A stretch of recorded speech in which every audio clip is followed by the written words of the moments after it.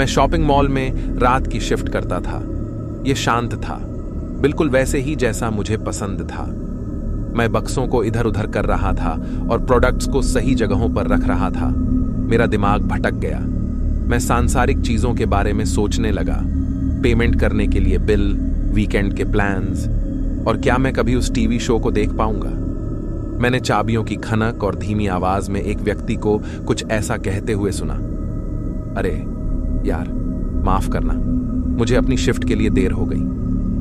बिना सोचे समझे मैंने मान लिया कि यह कोई नया आदमी है जो आज से ही शुरुआत कर रहा है, इसलिए मैं उसका अभिवादन करने के लिए मुड़ा।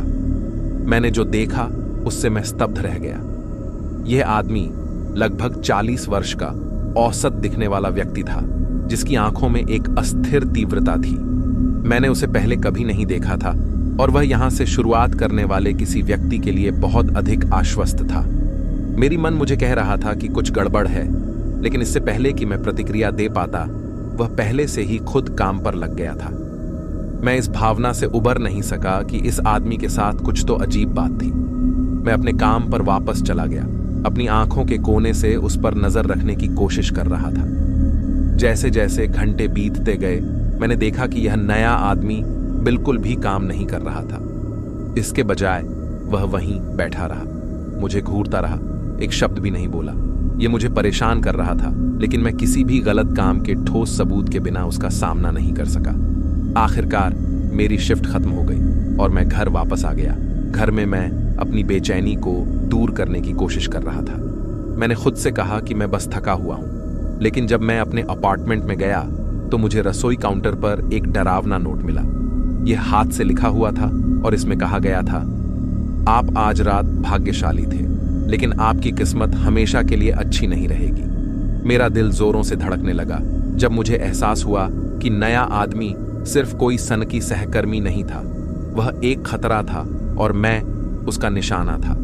मैंने पुलिस को फोन किया, उन्हें सब कुछ बताया और उन्होंने मुझे आश्वासन दिया कि वे इसे गंभीरता से लेंगे। मैंने अपना जीवन जारी रखने की कोशिश की, लेकिन डर ने कभी मेरा पीछा नहीं छोड़ा। मुझे नींद नहीं आ रही थी। मैं हमेशा अपने कंधे के पीछे देखता रहता था और सोचता रहता था कि वह कब हमला करेगा। दिन हफ्तों में बदल गए और मेरा डर बढ़ गया। मैंने ताले बदले, सुरक्षा कैमरे लगाए और यहां तक कि एक नए शहर में जाने पर भी विचार किया, लेकिन यह पर्याप्त नहीं था। एक रात मैंने एक ठंडी आवाज सुनी, मेरे सामने के दरवाजे के चरमराने की आवाज।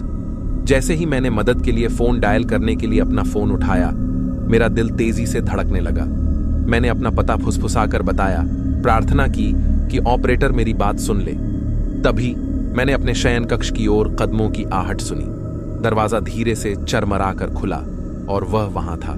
उसकी आंखों में वही बेचैनी भरी झलक थी, लेकिन इस बार मैं असहाय नहीं था। मेरे पास पुलिस लाइन पर थी और वे अपने रास्ते पर थे। वह मुझ पर झपटा और हम अंधेरे में जूझने लगे। कुछ ही क्षण बाद पुलिस आ गई, बंदूकें निकली और उसे पकड़ लिया। उसे गिरफ्तार कर लिया गया और जैसे ही उन्होंने उसे हथकड़ी लगाई, मुझे एहसास हुआ कि मैं एक सीरियल किलर का शिकार बनने से बाल बाल बच गया हूं। इस कठिन परीक्षा ने मुझे डरा दिया था, लेकिन मुझे पता था कि मुझे सतर्क रहना होगा। यह एक भयावह अनुस्मारक था कि खतरा सबसे अप्रत्याशित स्थानों में भी छिपा हो सकता है।